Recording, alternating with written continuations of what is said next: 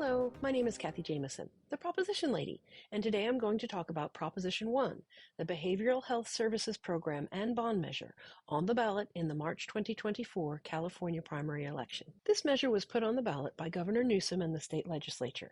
It seeks to change our approach to treating mental illness and addressing homelessness. A yes vote renames the Mental Health Services Act to the Behavioral Health Services Act and expands its purpose to include substance use disorders, including for persons without mental illness. Changes how revenue from the 1% tax on income above $1 million is spent, including a requirement that 30% of the Behavioral Health Services Fund be allocated to housing intervention. Increases the size of the Oversight Commission from 16 to 27 voting members. Issues $6.38 billion in bonds to fund housing for homeless individuals and veterans, including up to $4.4 billion for mental health care and $2 billion for housing for homeless persons. A no vote retains the status quo. So what is the status quo? As we know, California has a large amount of unhoused people. Over 183,000 is counted in 2023. This issue seems to grow larger and larger, despite the money and other measures put in place to combat it. Back in 2004, Prop 63 was passed with the approval of almost 54% of voters. The passage of Prop 63 enacted an additional 1% tax on income over $1 million and dedicated those funds to mental health services. According to the Legislative Analyst's Office, this tax generates between $2 and $3.5 billion annually. Counties receive 95% of that money and the state keeps the rest. Prop 63, aka the MHSA, provides counties flexibility over how the funds are used to support mental health services. The money can be spent on prevention as well as treatment. And yet, the funds generated by Prop 63 aren't enough. According to a study conducted by the UCSF Benioff Homelessness and Housing Initiative, about 2/3 of unhoused Californians suffered from a mental health disorder, but only 19% received treatment. With Prop 1, the governor seeks to use more of the MHSA funds for treatment and less for prevention. Opponents argue that diverting funding away from prevention will mean more people will end up on the street. If you're concerned about diverting money away from prevention programs, you may want to vote no on Prop 1. But if you think we need to prioritize treatment of those on the street right now, you'll want to vote yes. The MHSA dictates that drug and alcohol treatment can only be funded for those who have a mental illness.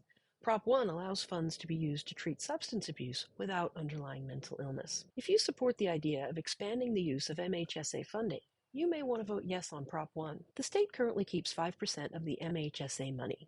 If Prop 1 passes, that will increase to 10%. That means counties will receive less than what they are getting now and will likely have to discontinue some of the services they are providing today. If you're concerned that assistance will be taken away from people currently receiving it, you might want to vote no on Prop 1. Considering that our homeless problem continues to grow despite programs offered through the MHSA, is it time to try something different? If you agree with the governor that the current system just isn't working, you may want to vote yes on Prop 1. Let's turn to the fiscal effect of Prop 1's $6.38 billion bond. A bond is essentially a loan to the state, on which we pay interest. The Legislative Analyst's Office estimates the interest will cost California about $310 million per year for the next 30 years. The governor and state legislature believe that a large investment in infrastructure is necessary to combat the homelessness crisis.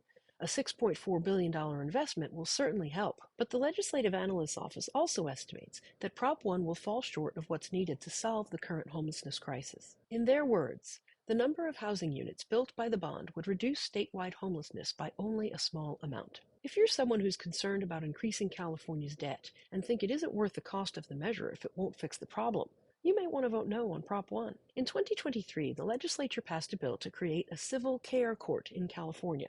Money from Prop 1 can be used to fund the new care courts. Prior to the care court legislation, if a mentally ill person didn't want to get treatment, there was nothing their family could do unless their loved one was arrested.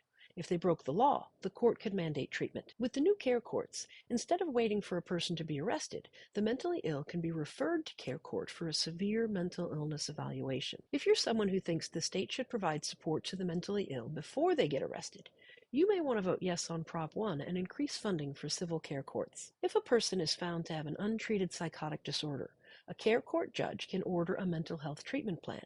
The plan is not mandatory, but if someone refuses treatment, it could make it easier to put them into conservatorship. If you're someone who is concerned that people will be taken advantage of under the new care court system and don't want more money funding this existing program, you're going to want to vote no on Prop 1. As of January 29th, supporters of Prop 1 have amassed almost $11 million.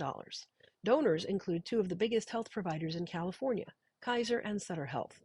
Both stand to benefit from the increased investment in mental health services if Prop 1 is passed. No contributions have been raised as yet by the opposing side. Mental health is a complicated issue, as reflected by the fact that you find mental health organizations on both sides of this ballot measure. There is no easy answer on this one. If we pass Prop 1, people could be hurt because current county programs may be discontinued. If we don't pass Prop 1, people could be hurt because there aren't enough resources for them to get help or find housing.